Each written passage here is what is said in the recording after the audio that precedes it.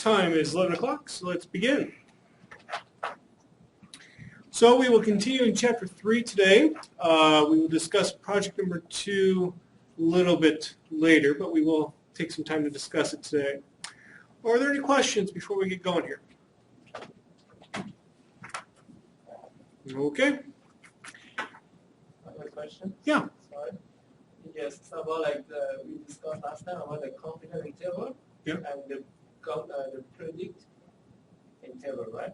Prediction interval, confidence interval, yeah. Yes. And when we are discussing the prediction and the confidence interval, what about the range of the interval? Does it mean if the interval is larger, is big, is for the prediction? This is bigger, the better, or the smaller, the better? Well, it comes down to just the normal interpretation of a confidence interval that you learned about in your very first class. And that is, you want your interval to be as short as possible, or as narrow as possible. Because what that says is then you have a smaller range of possible values.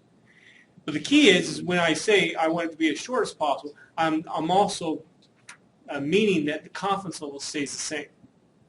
So obviously, you have a 95% interval versus a 50% interval. Well, the 50% interval is always going to be smaller in width than the 95, but you lose a lot of confidence with going with the 50 versus 95%.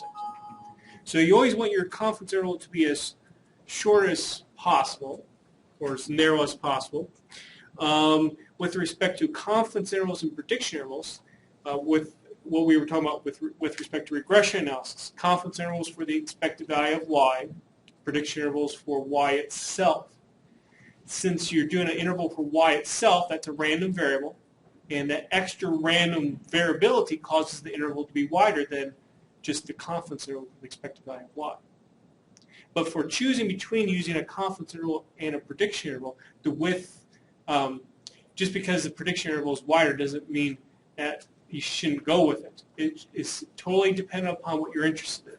If you're interested in y or the expected value of y, that's how you should pick between a confidence interval and prediction interval. Does that help, Bill? That leads me to my second question. Okay. Yes. When you do a transformation, to solve the problem of normality or the problem of increasing our variance. Yeah. Yes. It's supposed. After the transformation, you're supposed to get an interval shorter or just. Does it have an impact of the confidence interval? Well, obviously, it could change the length, the width of that interval. But that should not necessarily be a concern to you. Rather, you want to make sure that you get the assumptions of the model satisfied.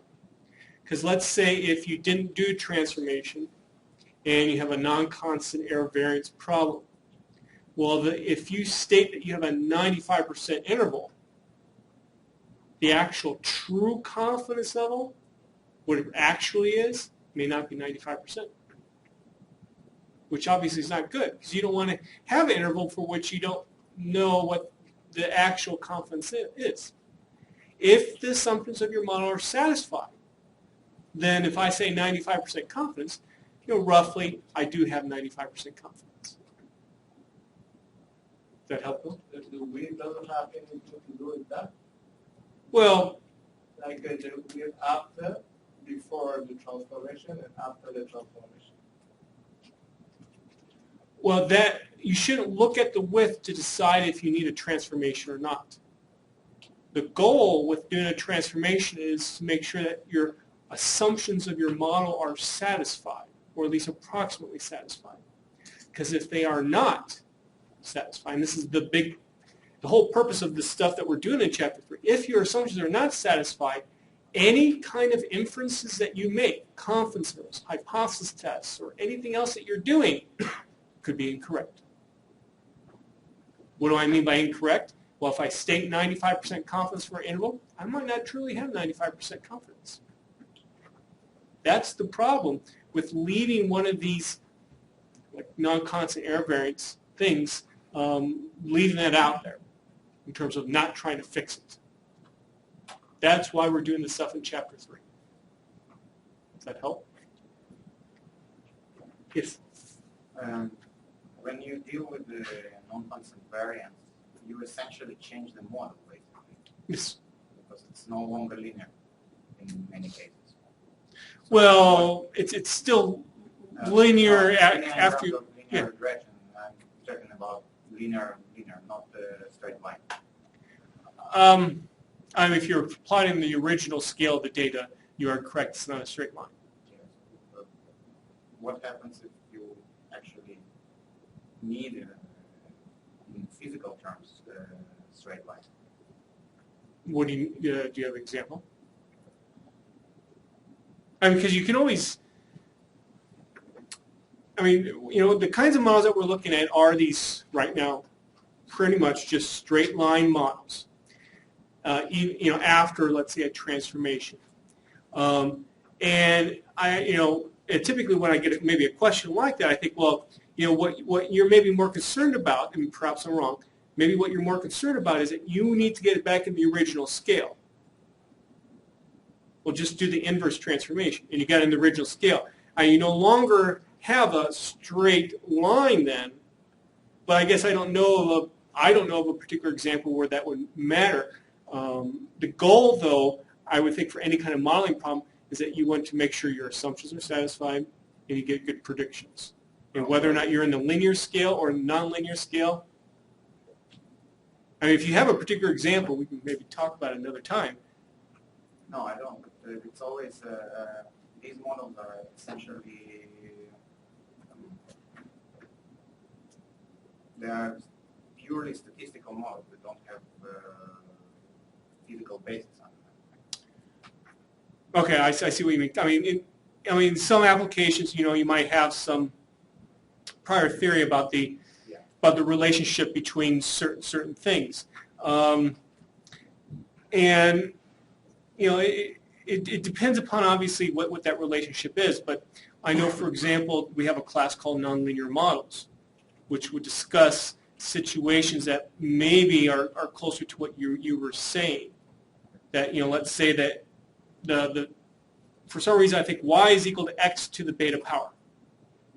Well, that's a nonlinear model, and there are ways to handle that.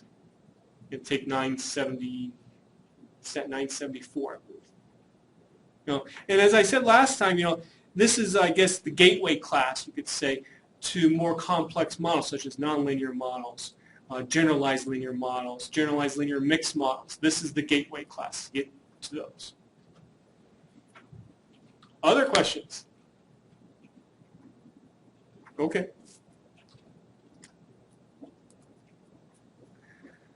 Okay, we left off. Last time we were talking about, again, we have these model assumptions. And we're looking at ways that these assumptions can be violated and how to detect when these violations occur. And there are 6 different things that we want to look at. We've looked at the first 2. The regression model is not linear. The error variance is not constant. Now we're going to approach the third one. The epsilon sub i's are not independent. So that takes us then to page 336.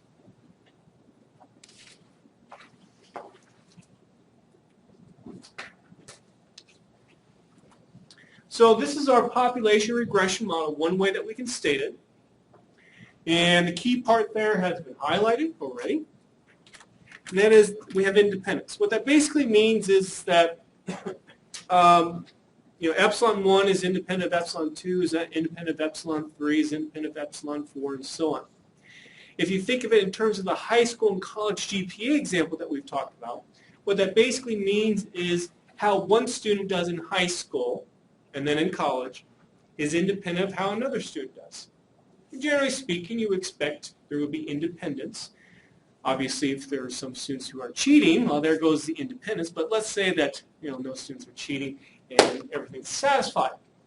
But the main place where we have problems with the independence assumption with respect to regression analysis is in a case where you're collecting observations, let's say, over time, and in such a manner that you're actually using, let's say, time as an as a predictor variable. So this guy right here, let's say it might be time. So for example, let's say that our response variable is the high temperature in Lincoln for a particular day, and our predictor variable is the date. And maybe we start collecting data at the beginning of the year. So let's say time point equal 1, or let's say x equal 1, corresponds to the high temperature on January 1 of this year. Time point 2, or x equal 2, then corresponds to the high temperature that occurred on January 2nd. That's going to be our y. In that case, you do have dependence, you would expect. You know, what happens on one day for the weather is going to affect what happens on the next day. That's a problem. That violates in our independence assumption. Well, how can you detect when that occurs? We'll do a plot like this, where you plot the residuals versus time. And it's not the best plot in the world, but I think you get the idea here. The solid points there are the residuals. And what I've done to help you see the trend is I connect those points with a line over time. And you can see that we have this pattern that's occurring here. Going down and up, and so on. You know, maybe some of you might think of this a little bit looking like a sine wave, for example. So when we have something like this, we know we have a problem. And we can't use our models as what we have just seen, or have been seeing so far this semester. What can you do instead? Well, you can take my time series analysis class and learn how to do that. The reason why I bring that up is because it's a whole semester of stuff. So if it's a whole semester of stuff, it's hard for me to really get into the details of how to handle the problem in a 15-minute introduction. So because of that, you know, I'm not going to talk about how to handle this problem in this particular class. You can take a look at time series analysis. If you don't want to actually take the course, well, it's too bad. But you can always take a look at my lecture notes that are on the web, and in addition, all my course videos as well. So that's one place where this violation can occur. When you have when you have observations that are taken over time and you want to use, let's say, time as a predictor variable. Here's another situation, which is not in the notes. This corresponds to stuff that you would learn about in Stat 971, if you were to take that. In particular, this corresponds to what are often referred to as repeated measures experiments. Where imagine, let's say, a clinical trial setting where a drug company is testing a new drug. Maybe they're looking for side effects from this particular drug that's been administered to patients. And so at time point, let's say 0, before they've administered the drug, they make some kind of measurement on the person. Maybe, for example, they might take a blood specimen and do some kind of measurement on the blood. Then they administer the drug, and at time point 1 hour, 2 hours, 3 hours, however many hours you want, they continue making measurements so that patient, let's say number 1, has an observation here, here, here, and here. Patient number 2 has an observation here, here, here, and here. And what you would expect then is that the readings for patient number 1 at time point 0, 1, 2, and 3 should have some kind of dependence. Okay? That's going to violate then our independence assumption for our error terms. And thus different kinds of models need to be used. Again, a course like Stat 971 would discuss these in a lot of detail. You may get into it a little bit in Stat 802. Anybody? Excuse me? In 802? Okay.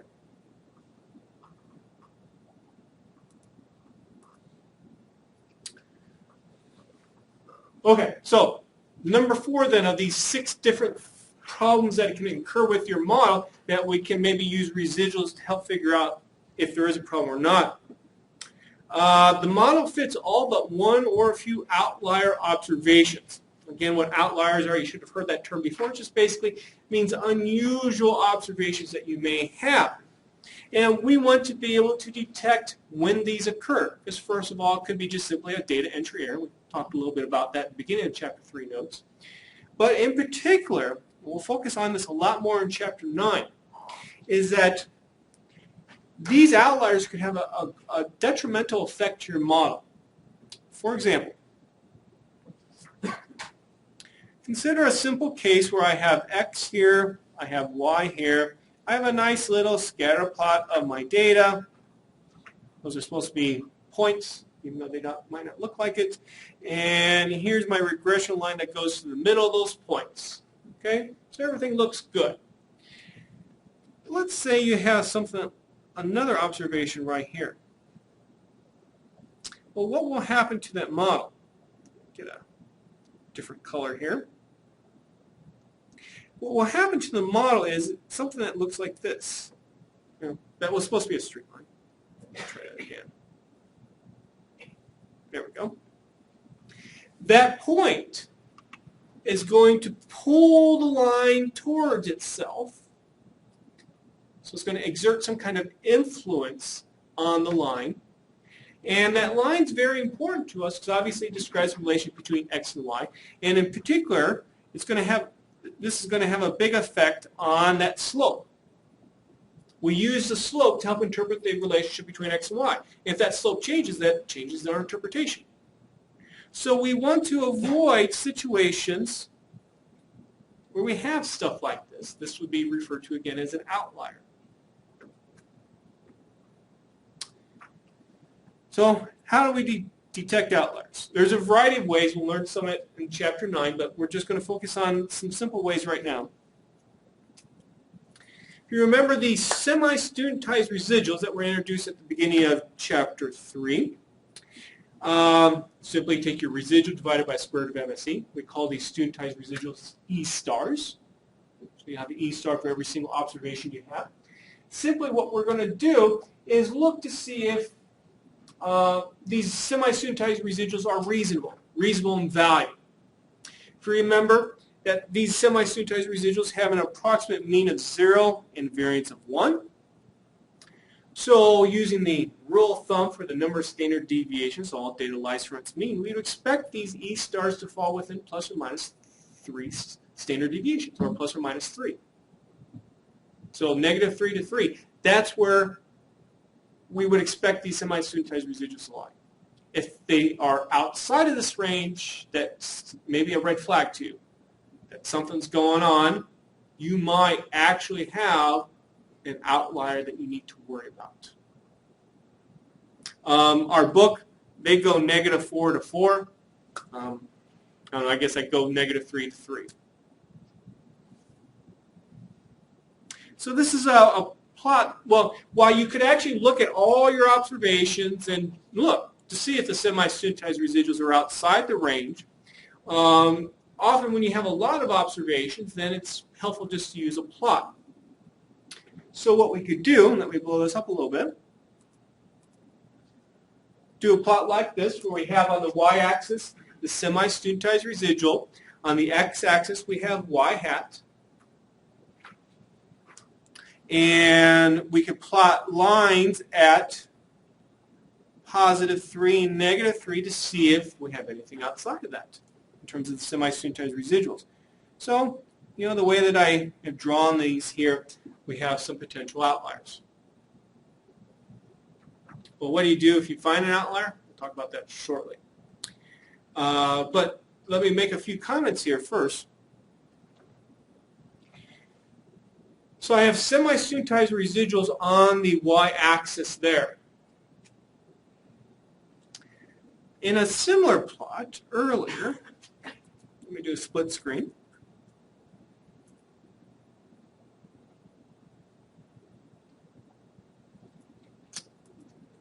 Where is it? Oops. Just a second. In a similar plot that we looked at earlier, we plotted the residuals versus y hat. Eventually I'll find it. There we go. So hopefully that plot looks familiar. This is on page 24.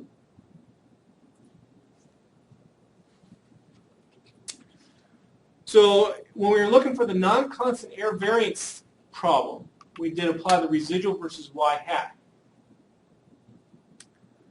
Could we also, to make that judgment about the constant error variance assumption, could we also look at the bottom plot too? Why? Yeah, the answer is yes, but why? Basically, divide everything by constant. Yeah, we're dividing everything by constant, square root of MSE. So you could actually, to make that same judgment about constant error variance, also look at that particular plot too. So that might save you time. What do you do in this case that you have about a third of your data is an outlier? We'll talk about it shortly. So let's first look at how we can do one of these plots, and then we'll talk about, well, what do you do? Okay, if you have a problem. So this is that power load example that we looked at before. So let me go back here. So I'm going to read in the data, and we've already done this before. I'm going to estimate the model using LM. I'm going to summarize the fit of the model using summary. Put that information as sum.fit. Okay. So if you remember sum.fit $sign sigma, this is square root of MSE. So we're going to want to use that then with our residuals.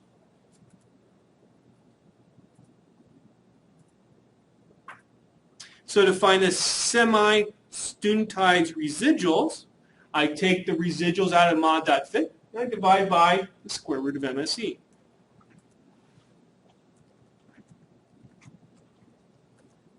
And so those are all my semi-studentized residuals. Let's do a little plot of them. I'm going to plot on my x-axis y hat, y-axis semi-studentized residuals. So there's my plot. I'm going to also add some lines to it. A line at 0, because actually the semi-studentized residuals are actually, the average of them is 0, because remember the sum of residuals are 0. And also lines at -3 and +3.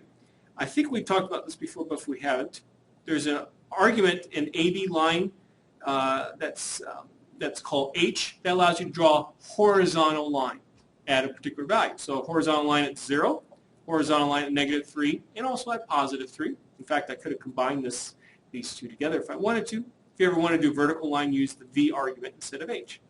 And so here's my plot. Do I have any semi-studentized residuals I need to be worried about? Not in this particular case. There's other problems with the model, yes, that we talked about before, but in this case there's nothing in terms of outliers. I do want to point out one small bit of information here. If I were to do this plot without this last argument here,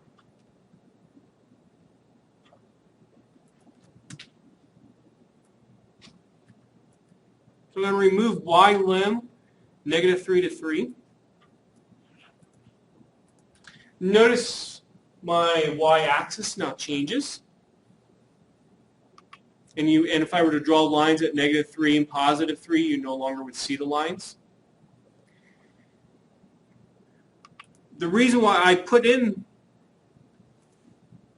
this y lim here was to guarantee that you would see my border lines, you could say. But the reason why I really point this out to you is that sometimes students have a habit of just copying my code and pasting it into their own program without paying attention to what the code is actually doing. And so if they're applying this to another data set that, let's say, does have some outliers, let's say at about 5 or 10 or -15, and if they use the same code with that same argument there, what do you think would happen? They won't see the outliers. Yeah. So just a little warning to you about copy and pasting my code. Make sure you know what the code does. Otherwise, you may be missing something. in addition to your points, like in projects. That's all you should do, like with write the code without I am. Write the code without while, yes, exactly. The reason why I included here was only so you could see those red border lines. That's the only reason why I included it. We should figure out ourselves, like without that code, like after the look at the graph and check if like it's something above the line 3 or the line number 3. What I would do is I do the plot without that while argument and see what it shows you. If there's anything past -3 or past the -3, 3 border lines in terms of outside, well, then don't use the while argument. If there's nothing past that, then you could use the while argument so that you could plot that.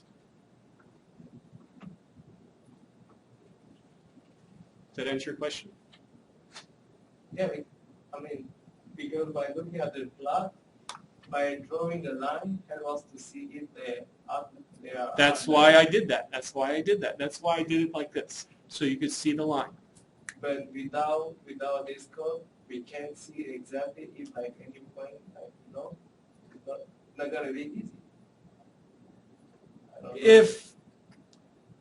If you have let's say you have a semi-studentized residual of -5 and also one of +5, and you did not include this, but you also ran this set of code. Do you see would you see the lines?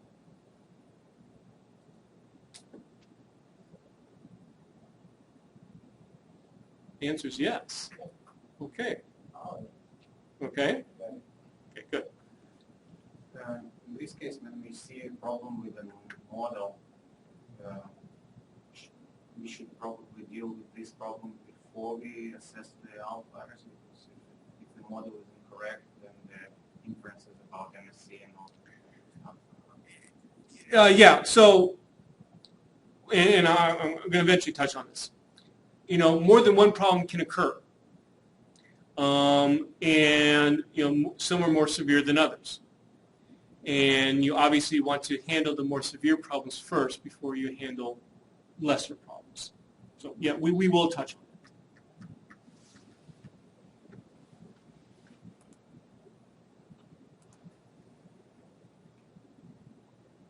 it. Okay, so what if there is an outlier? What do you do? Well, data entry errors can happen. Check for a data entry error. If you have some way, maybe let's say, especially if you're a statistician, you're doing consulting with a subject matter researcher, you can go back to them and say, are you sure that this observation is correct? Sometimes you'll find out, they'll say, no, it's not correct. Why don't we just maybe throw that particular observation out because it's not correct, or go back and adjust that observations to make it correct. Number 2, the reason for the outlier could actually be due to the omission of an important variable, important predictor variable, that is, from the model. For example, when we were talking about that power load, or let's actually do the high school and college GPA. For the high school and college GPA example, let's say that there happens to be a few big outliers. Well, maybe high school GPA alone is not enough to explain college GPA. Maybe those outliers correspond to maybe students who had, let's say, a poor high school GPA but had a high ACT score. So if you could maybe also include ACT score as a predictor variable in your model, you may no longer have those outliers. Now, at least at this stage in the course, we're somewhat limited in actually looking at that kind of a fix, because we haven't talked about really what's called multiple linear regression, which allows you to have as many explanatory variables basically as you want, subject to some constraints, but where you could have more than one predictor variable. Sorry if I call stuff explanatory variables. It's just that was the terminology I learned, but our book uses predictor variables. Maybe I should just call them the x's. The x's. So anyway, so the problem could be due to the omission of an important variable. But sometimes you might have a few outliers and they're not too extreme. What I'm talking about is, let's say maybe you have an outlier positive 3.5. Well, if that's your only one, then it's probably okay to move on. The model's probably okay. But if you have one at 10, well, then now you've got a problem. So if you have a few outliers that are not too extreme, your model's probably okay. If you have some outliers that are extreme, and if you have a lot of outliers that are not too extreme, then you've got some problems with your model. Number 4 is a kind of a difficult one, especially to talk about, again, at this stage of the course, and that is look for particular characteristics of outliers that may be the cause. This kind of corresponds to maybe the omission of an important predictor variable. But it could be due to other factors. And one way to get around that problem, and you've got to be very, very careful with this, is actually to remove some observations from your data set. Whenever you remove observations from the data set, there needs to be a reason, a particular characteristic, such as maybe there's something about these particular students in the high school and college GPA example that's causing this problem. But you don't have a good way to include a variable in your model to account for that. I know I'm kind of talking abstract here, but what happens is that if you end up removing data from your data set, then that is going to change things, obviously. And you need to reflect that change in how you make your inferences. So, for example, let's say that for some reason all students from Southeast Nebraska do bad here. I don't know if they do or not. I apologize for those of you who are from Tecumseh or Syracuse or other places in Southeast Nebraska. But let's say all do bad, but you don't know why this is occurring, but they have all this in common, that this characteristic. So what you might want to do is remove all people in your data set that are from Southeast Nebraska, even those that may actually end up doing good, and then limit your population of inference to all places in Nebraska or the world except for Southeast Nebraska. That's how you could approach the problem. As I say here, more on this when we get to multiple regression. Okay. Number 5, then, the epsilons are not normally distributed. So again, we have this little assumption right here that these error terms are normally distributed. Remember, though, what that means, too, is that y sub I has a normal distribution, too, with a mean of beta 0 plus beta 1 times x sub I and a variance of sigma squared.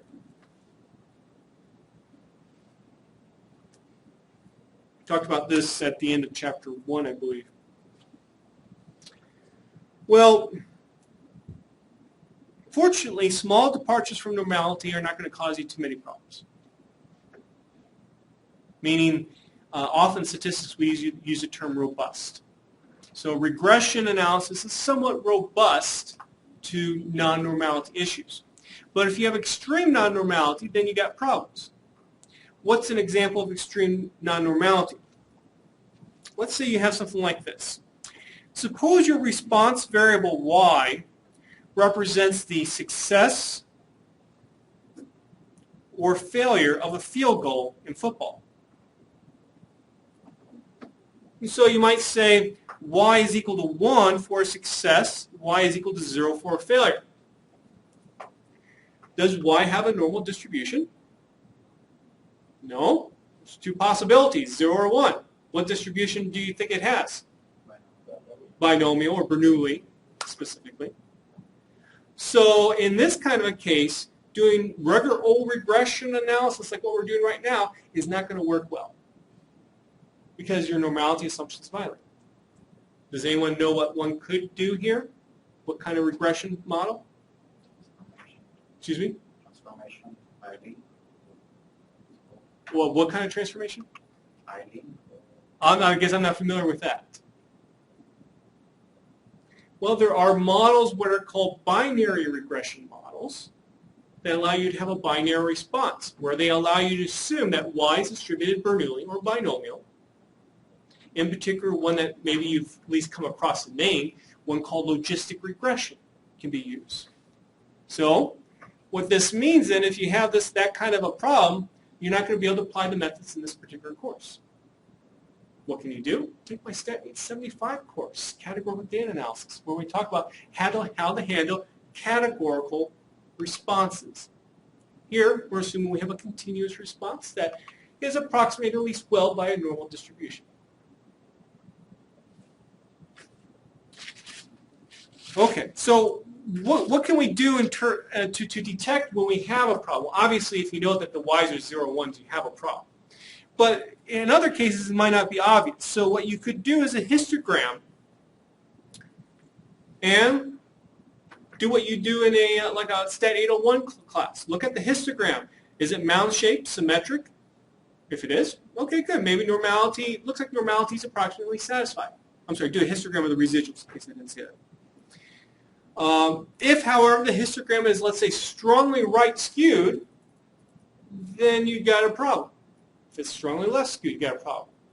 For some other shape, other than mound-shaped symmetric, you've got a problem.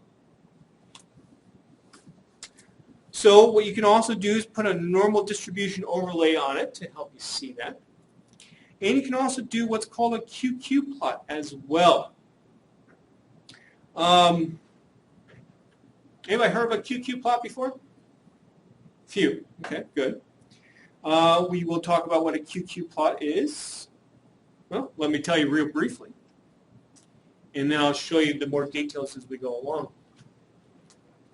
The Q in the QQ plot stands for quantile. So what we're going to do is plot quantiles of my observed data versus quantiles from a normal distribution. In other words, let's say if I find my median of my observed, in this case, I'm doing this QQ plot for my residuals. Find the median residual. Plot that versus the median that you would have for a normal distribution. Do the same thing with maybe, let's say, the 0.2 quantile, or the 20th percentile, in other words, from your observed residuals. Plot that versus the 0.2 quantile from a normal distribution. Now, if your residuals are approximately normal, what would you expect these quantiles from your observed data, quantiles from a normal distribution, what would you expect them to be approximately? Equal. And a plot allows you to see that, as you will see shortly. Note that our book talks about something called a normal probability plot instead of a QQ plot. They're essentially just about the same thing. They're just looking at stuff on a probability scale. I'm looking at stuff on a quantile scale. I think the QQ plots are a little bit more useful, so that's why I do those instead. Okay, so let's take a look at this peak power load example once again. Remember, we found our semi-studentized residuals before. And I could work with residuals or semi-studentized residuals. It's not going to matter here. I'm going to use semi-studentized residuals. I'm going to use the hist function in R to do my histogram. And this is what I get. So what do you think? Do the residuals follow a normal distribution approximately?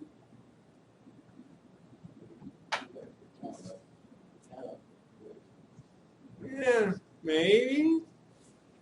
Well, how can we maybe make this plot a little bit more informative? Well, what we can do is plot a normal distribution on it. Does that help at all? Some, probably. I hope so. I did the plot.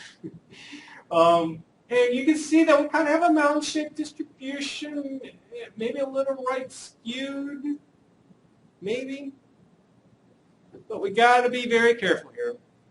It's hard to judge normality when you have a small sample size. Our sample size is 25. In fact, if you go back up here, same exact bars, look at the y-axis, we have frequency there. The highest frequency that we have for any class is just 6. And the skewness that maybe we were seeing, that's due to one observation. So from looking at a plot like this, despite, you see some deviation from that red line, which is a normal distribution. You see some deviation from it. I would say there's not strong evidence against normality here. It doesn't mean I don't. It doesn't mean that normality is actually wholly true. It just means, at least from this plot, in my sample size of only 25, I don't have strong evidence against normality. Okay, well, let's talk about how we do this kind of a plot. Well, what I would like to do is be able to plot, first of all, a normal distribution. I don't remember if I showed you how to do this before or not when I did an introduction to the curve function. So this may or may, did I show you how to do a normal distribution plot before? Okay, silence means yes. Good, thank you. Okay, so how can I do a normal distribution plot? Well, basically I need this f of x that we would normally have for the normal density function. There's a function R called dnorm that gives it to you. So if I say dnorm x equal, let's say 0, mean equals 0, standard deviation equal 1, anyone know what this is going to be? So I got a standard normal here. I'm evaluating the standard normal at the mean. I'm basically looking for the height of my curve at 0. Does anyone know what that would be?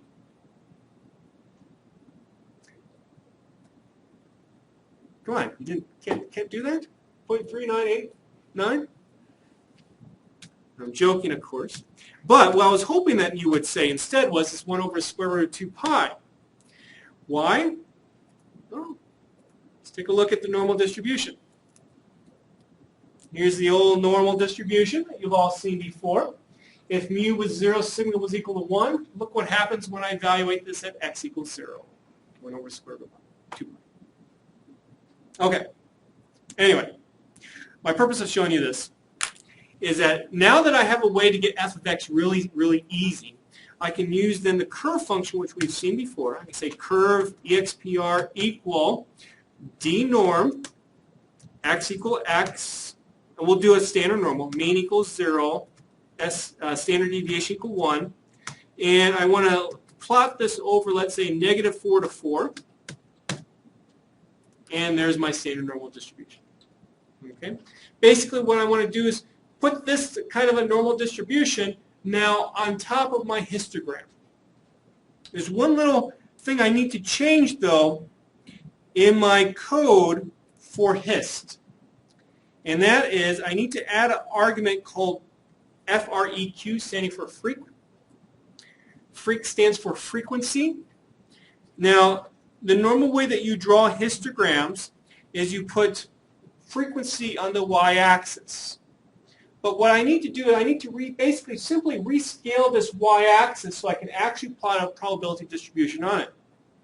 Without getting into all the background on why this works, one can plot instead frequency divided by your sample size times that class width. In other words, that bin width that you see here. So notice the width is 0.5. If I make that small little adjustment to my y-axis, I can now plot a normal distribution overlay on it. And that's what I did there. Again, the key is to look at this freq argument and add it to be false. So don't do the frequencies, and R automatically rescales the y-axis. For the curve function then, I say again expr, dnorm, mean equal, how about the mean of the semi-studentized residuals, which ends up being about 0. And SD, I find the standard deviation of the semi-studentized residuals. It makes sense to use that versus, necessarily mean of 0, standard deviation equal to 1. As I said, it's approximately a variance or standard deviation of 1. It's not exactly. I think it's 0.95 for this particular example, the variance is. So that's why I use this kind of a normal distribution. This is what I do. Any questions?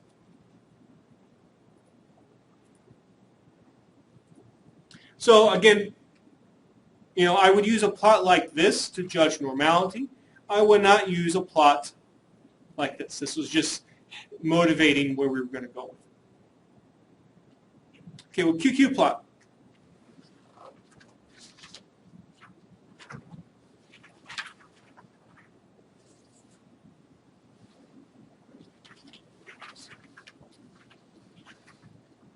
Okay.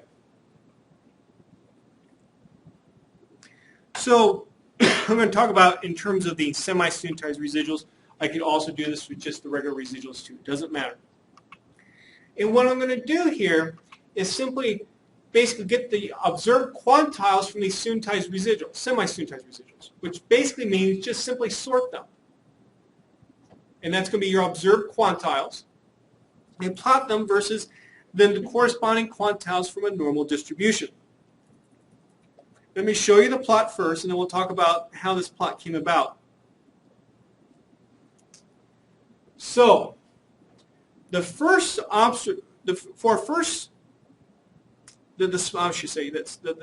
small semi-studentized residual, which is negative 1.69, I plot that versus what I would expect it to be if my semi-studentized residuals followed a normal distribution. And this ends up being negative 1.73. My next small semi-studentized residual, which is negative 1.16, I'll explain where these numbers are coming from in a little bit. I plot that versus what I would expect for a normal distribution, which is negative 1.40. Okay? I do that throughout. Now again, as I mentioned before, if these semi-studentized residuals really did follow a normal distribution, I would expect the observed quantiles, what's on the y-axis, to be exactly the same as what's on the x-axis, the normal quantiles. And so because of that, what I did was I simply drew a line at a 45-degree angle. Simply y is equal to a plus b times x, where a is equal to 0, b is equal to 1. And that allows you to see, for example, here's negative 1, and here's negative 1. That allows you to see when they're equal, when they're not. If the points fall exactly on the line, then I basically have exact normal. But again, you shouldn't expect that exactly because we're going to have variability with our data. So, based upon this plot, what do you think about normality? It's not bad. Again, you shouldn't expect the points to be exactly on that line. But it's not too bad. And again, I only have a sample size of 25.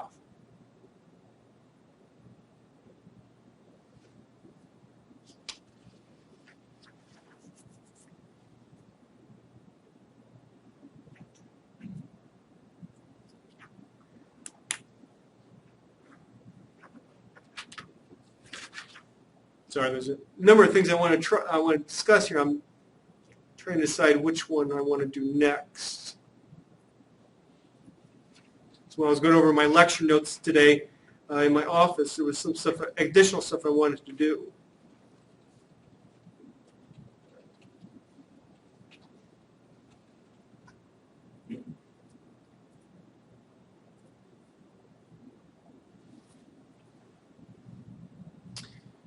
So you might be thinking to yourself, well, how far do these points need to be from this straight line for me to say, uh-oh, I got a problem with normality?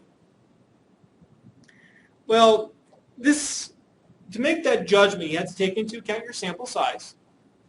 And also, you got to take into account, there's going to be obviously some variability of these points. And so what you could do, and what I should say you could do, what I would like you to do on your own, is to actually simulate some data yourself from a normal distribution. You've seen how to do this in the past. Let's see. Oh, shoot. I guess I'm going to give it away. This is some code.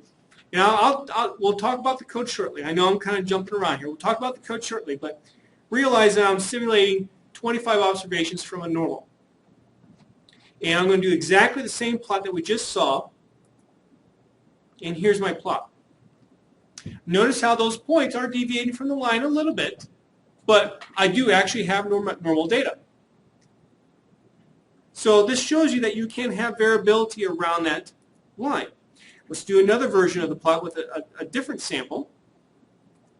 You can see I have some variability. And we'll do one more. And I get some more variability. How about I change things? Instead of a sample size of 25, suppose I go 250. Now look at that. A lot better fit, except for on the tails of the distribution, or the sides.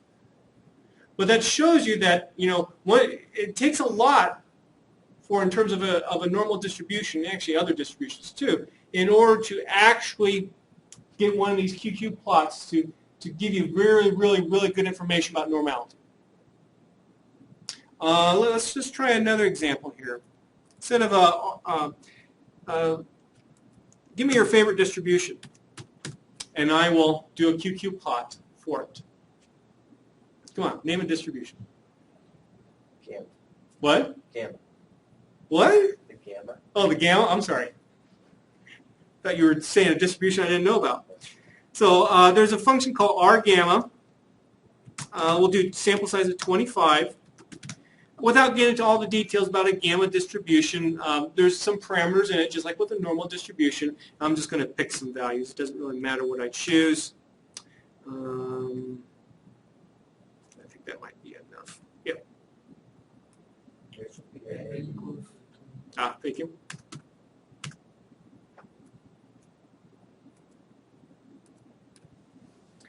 So now we have, it's kind of hard to tell.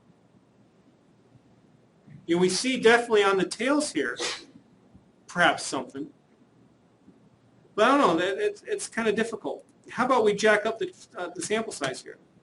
Let's go to 2,500. Now we see it. Okay. So this is a case where we would expect deviation. In fact, we do have it.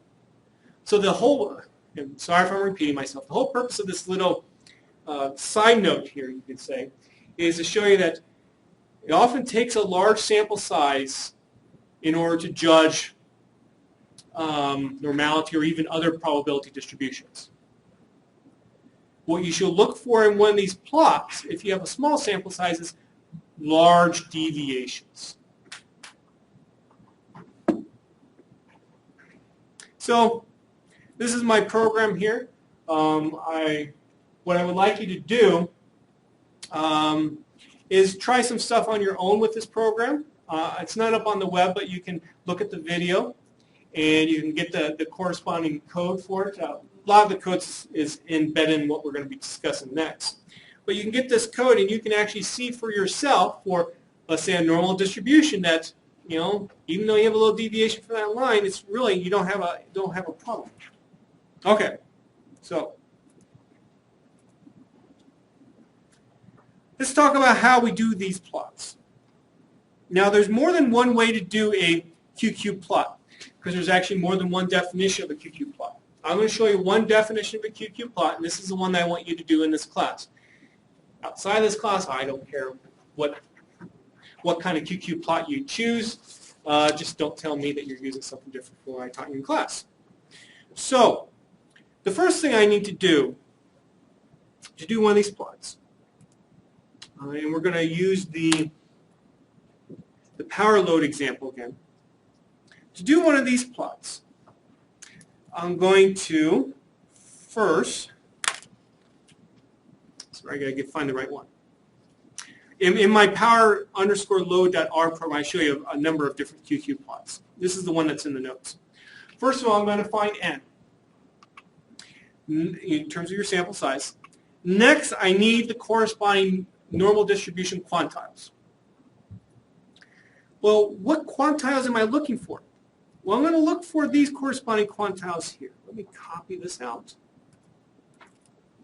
Paste it. Sorry, my n was changed.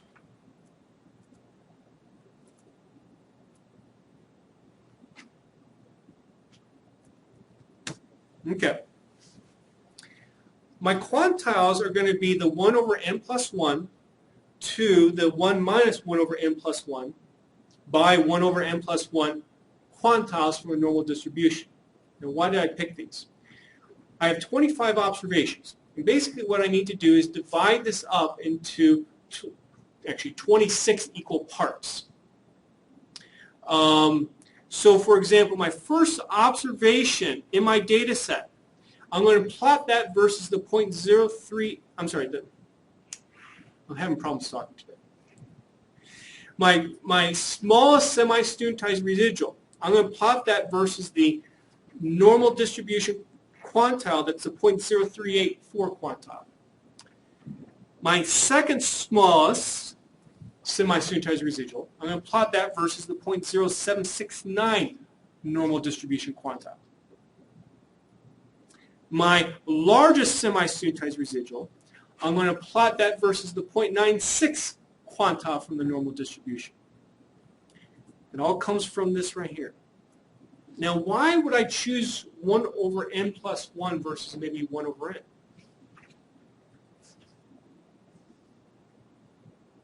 You know, I could plot the first observation versus the 1 over 25 quantile. The second small semi-studentized residual, I could plot it versus the 2 over 25. And I can keep on going up. Why aren't I doing that? And I'm using n plus 1 there in that denominator instead.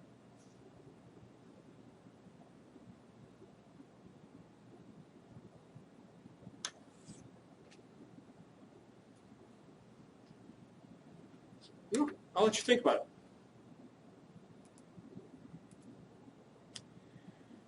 Okay, so once I have that, I need to plot. So I'm going to plot my sorted semi-studentized residuals. So those are the sorted values. So again, negative 1.69 was my smallest semi-studentized residual.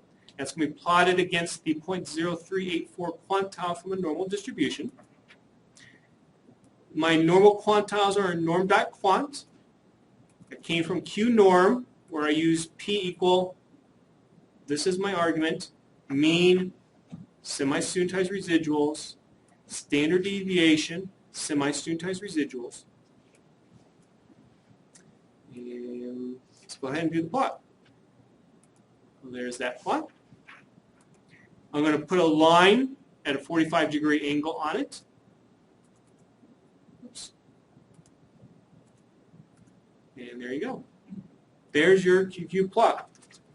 It takes a little work to get, but remember I basically gave you the code for how to do it. You just need to modify it correctly for your own data set. To help you out as well, what I did was I created a data frame that had the sorted semi-studentized residuals, the corresponding normal quantiles, and these basically probabilities like 0.0384. I put those all side by side in a data frame so you can see what's actually being plotted. So this, what I'm highlighting there, corresponds to where my mouse is right now, that point. Okay.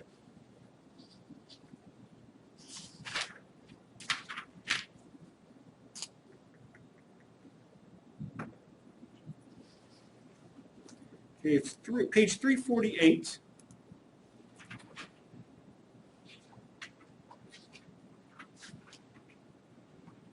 So just some comments. Basically, we've already covered comment number 1. Comment number 2, please note that there is a small typo. It should be page 112 in the book, not 108. The book actually gives you some examples of QQ plots.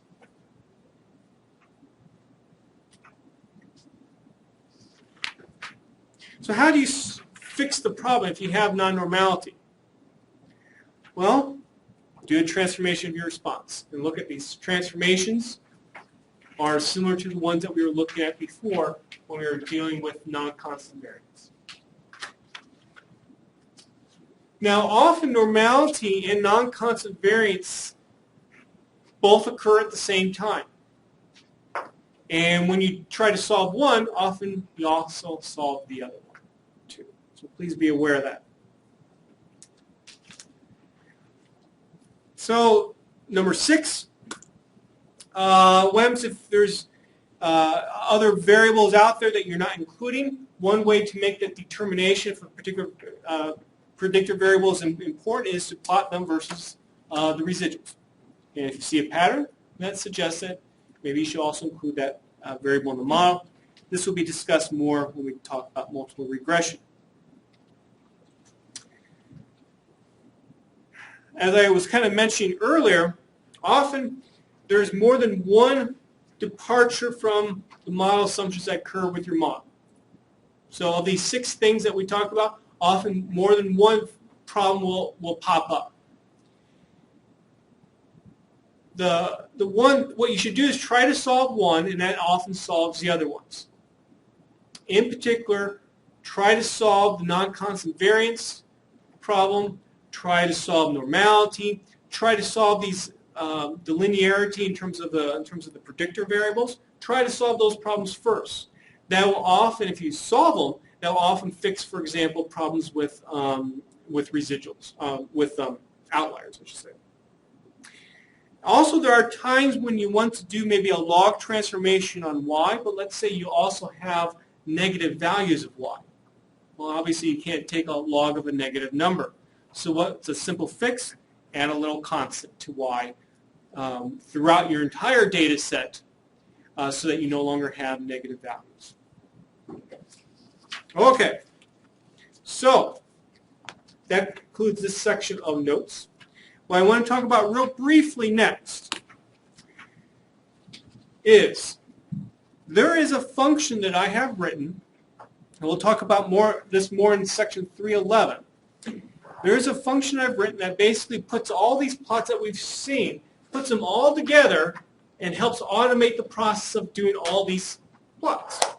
This function is called examine. The function is called examine.mod.simple. You can download this from my website. I know that's small up there. Examine.mod.simple.r. And again, what this function does is basically looks at all the stuff that we've been doing so far in Chapter 3, and it basically combines everything into one function. If you run the function, you're going to get a whole bunch of plots. First of all, to tell R that this function exists, you need to actually you need to actually implement or run this function. So what you could do is just highlight all this code and transfer it to R. Alternatively, what you could do is that if you're using TIN, for example, there is an option called Send File. And if I click on Send File, it sends the whole file into R at once. So you don't have to highlight everything. Or what you could do as well is to use a function called Source, put in the actual location where it's located on your hard drive, and run that. It gets the function into R. So just to verify indeed it is in R, examine.mod. That's simple. You can see there's my function. Now, how do we run this function? Well, I'm going to show you the basic way to run it, and then next time we'll talk about it in a lot more detail. Examine.mod.simple, the first argument is mod.fit.obj, and what this just stands for is the object that you get from LM, which we often call mod.fit, put this right here, and then run it. Now look what's going to happen to my screen. Let me do it again. Close out this first.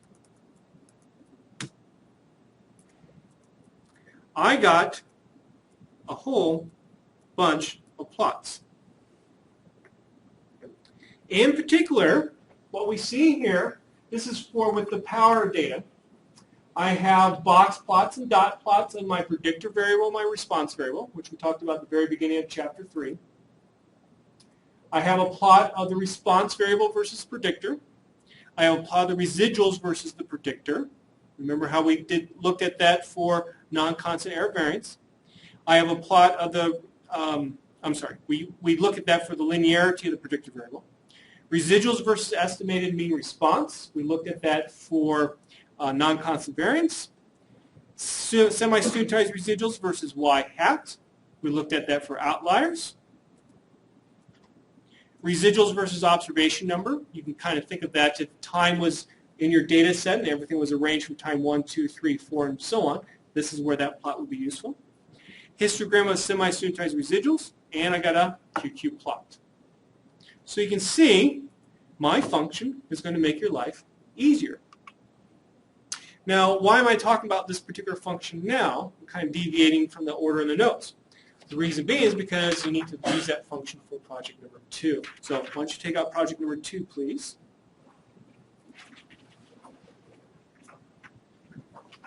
There are 2 problems. Similar format to last time. You can work in groups if you would like. And this project is due 1 week from today, provided we get through all the Chapter 3 material before then. And as you can see here, we might not, based on what I'm planning on. So if we don't get through all the Chapter 3 material by next Tuesday, I will actually move the project due date back a little bit. Okay? So, the project. First problem is a continuation of the cheese taste problem that you looked at last time. Number 1,